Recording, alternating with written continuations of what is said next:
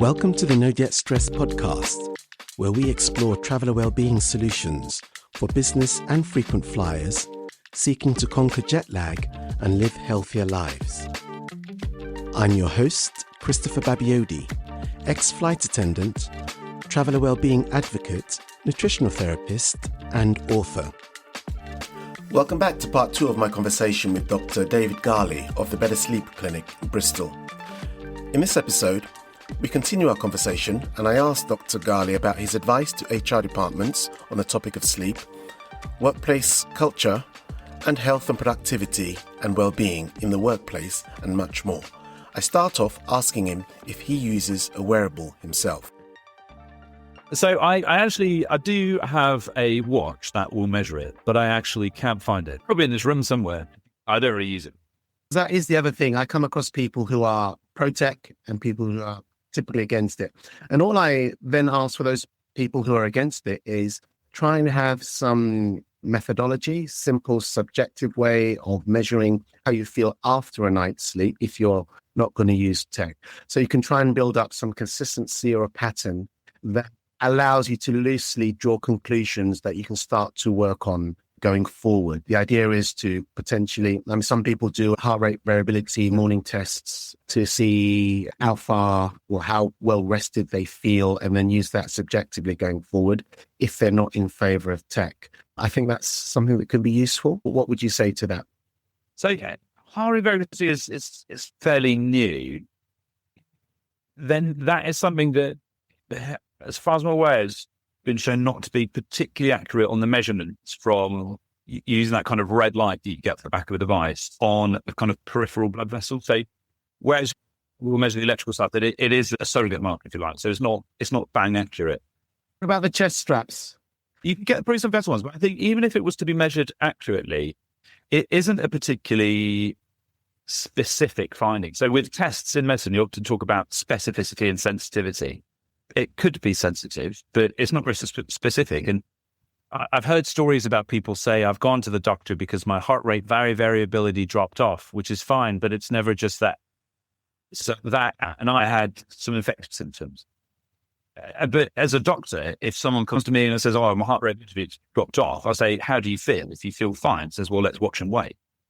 If someone says, well, my heart rate variability has dropped and I've got symptoms, then I investigate on the back of the symptoms. So I'm never really clear what HRV actually brings. And the other one that we find is, so in a high-performance sport, HRV is measured sometimes. But if you were to speak to your, performance manager who occasionally say, my heart rate variability has dropped off, they ain't going to stop you training. They'll say, see how you feel. And if you start to feel ill, then we'll talk again. So at the moment, I'm just not clear. Right. I mean, maybe things will change, but it's another one of the things that I think with high street technology, because they have quite big marketing budget behind them, there's just a conversation about the trust that we place in devices and why we place that trust. And I think that there hasn't been access to healthcare, to trained clinicians for ages. And so I think the centers of trust have started to shift. And I get the reason why, but I don't think that's necessarily well-placed trust. That I don't think that kind of necessarily wholesale, but substantial buy-in to what is high street technology is necessarily that. HRV may change, and there are some other devices that can measure it more accurately. But at the moment, from a clinical perspective, I'm never sure it adds enough to the picture. I think I like what you said there related to the fact that you can have an HRV reading and then you can look at the symptom picture and then you go off the back of the symptom picture and wait and see how things turn out in that regard from a clinical perspective. That sounds very logical and quite straightforward for someone who has the kind of experience and the background that you have. But I kind of want to tie it to something that happened today, because I think I noticed you posted an article from The Guardian today that talks about the idea of people self-diagnose, and I'm not being very exact here, self-diagnosing off the back of AI. Yeah, I kind of caught the headlines, and it was literally before we came online. But if I'm not mistaken, I think it's an article that's based in the US more so, or is it a global thing? Because I would argue, so because and this is my lens and only my lens, the disparity in healthcare in the US is something totally different. It's a different kind of beast. And the disparity between people who have access to the likes of yourself and nothing, basically, because they pay for their healthcare as they go, is so wide that people would be clutching for straws and therefore could be driven into the arms of something that looks quite simple and looks like it's validated, whereas it's not. It's just a view that's AI generated, and we know AI can hallucinate and often does. So between having the likes of yourself, which would cost X, and having nothing, I would understand people wanting to go for something like that. But again, it could be misguided. Yeah. So I think the lack of access to quality healthcare is a driver. So it generates a need. It markets, I suppose, a gap in the market. So there's clear reasons why it's happening. I think an example in that particular paper. So America is sometimes, I think, quite a good example because I think it's further on in terms of its adoption of AI.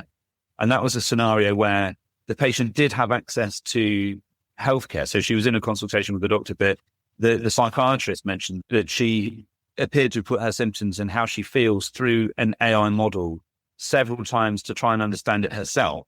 That in that process, because of AI's limited ability to engage with human emotions and various other complexities, that it had been distilled into this non-thing, that it was just a collection of terms that wasn't how the patient felt. And so it couldn't distinguish the grey, basically. It couldn't distinguish the grey. It lost the grey, and in losing the grey, it lost the real meaning. And the thing is that when you talk to someone, particularly from a mental health perspective, that it is the unsaid that is relevant. It's the pause before something's mentioned. It's looking down when something's said or what isn't answered. And that's where the meaning often is. But if AI can't collect that data and does its best job, you end up down a rabbit hole on some of the medicines. But the problem was that it seems to have shaped how she felt about herself. I mean, it is helpful, but it's just, I think it's worth advancing cautiously. And sometimes doctors get referred to as like Luddites for being slave. I've since moved out of hospital. I'd struggle going back, honestly, because tech change. So tech changes all the time, different approaches, new guidelines. So we're actually massive adopters. But I think there is well-placed hesitation about AI because of how it can chisel away at quality care.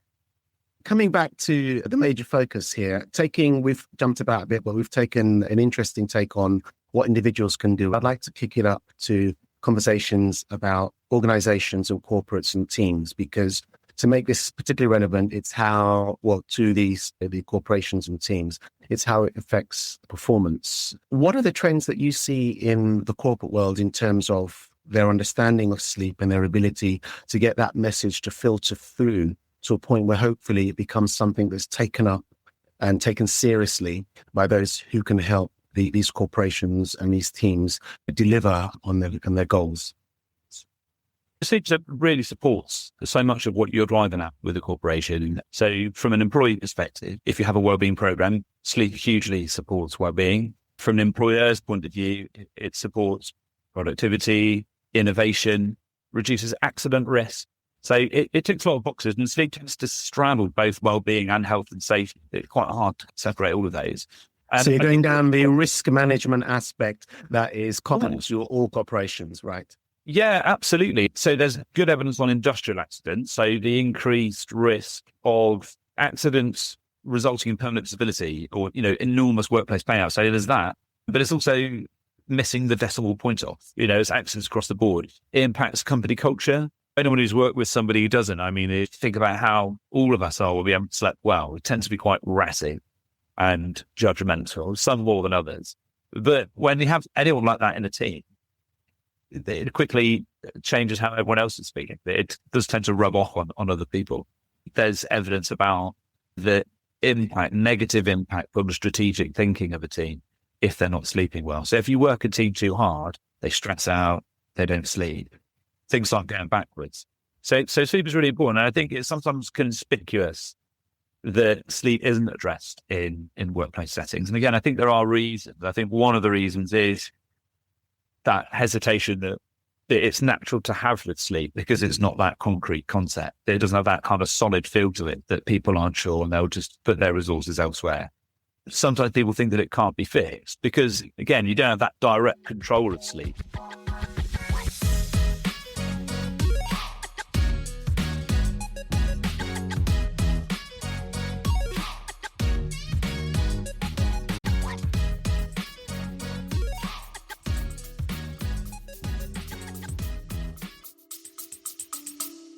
Stay with us. We'll be right back.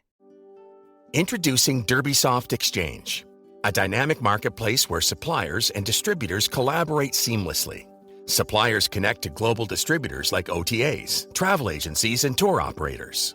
Distributors, in turn, access a diverse inventory from both trusted chains and independent suppliers. All through one simple agreement, bypassing individual negotiations. DerbySoft Exchange. Control, cost, and connectivity. Ready to transform the future of distribution? Visit derbysoft.com/exchange.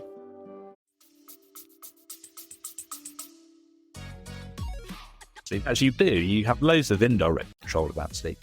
And taking control of these factors makes you sleep better. And I think the last thing is probably that there isn't as much evidence-based service options out there.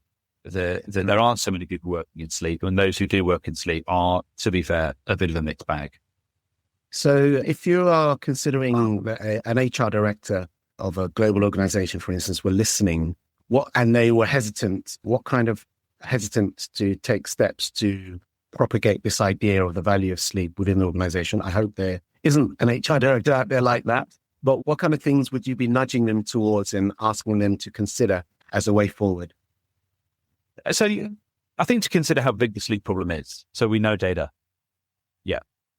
So the size of sleep problem is enormous.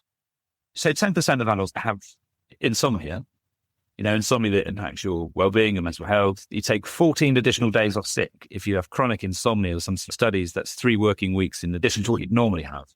Study from 2009. Risk of accidents go up. So it's huge. But the question is, when was the last time someone rang in, say, they're not coming to work because they didn't sleep well? It never happened. In 2011, someone rang into my ward and said they're not coming in because they haven't slept well. And it did not go down well. Not heard it since then. People don't come in because they're tired, but they'll call in to say their back's hurting or they've got flu. So it's completely under the radar. But knowing this ocean of people in the real world who have sleep problems, so really robust research shows how many people have sleep problems. Why aren't they manifesting at work?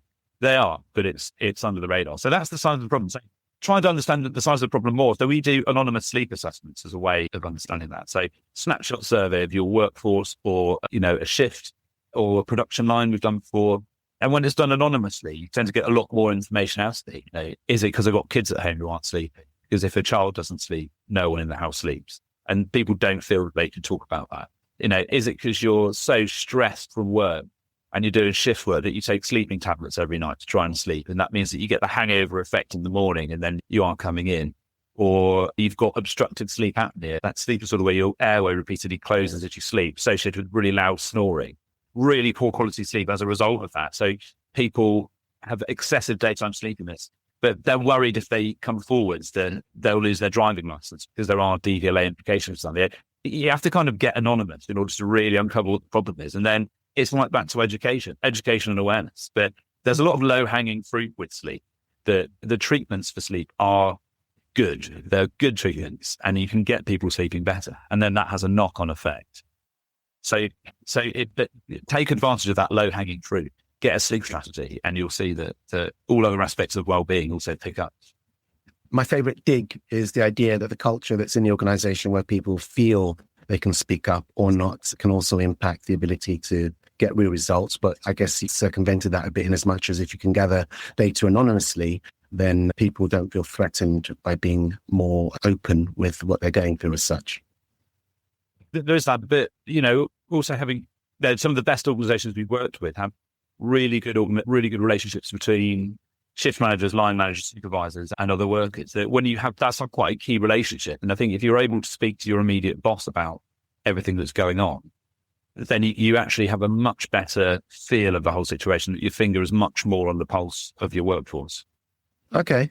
this is the shout out, unprompted, for the Better Sleep Clinic in Bristol. Tell us more about the clinic itself, the kinds of things. Obviously, obstructive sleep apnea is one of those things that you also deal with, but give us an idea of it and how people can contact you should they wish to, please.